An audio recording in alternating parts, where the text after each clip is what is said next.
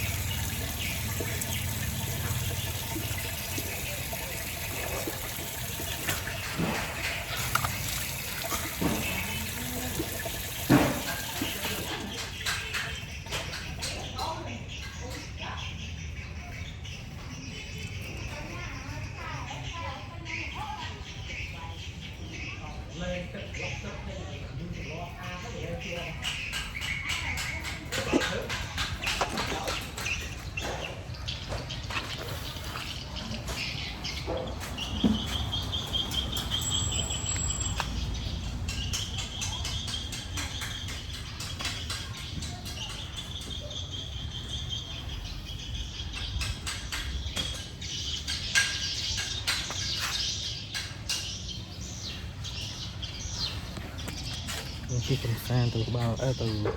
một từ ta là cái stress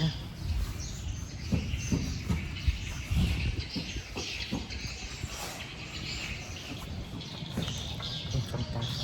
cái gì cọ này nè ấy có do cọ xem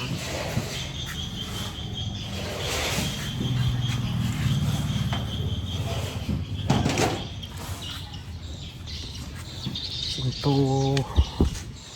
giờ sau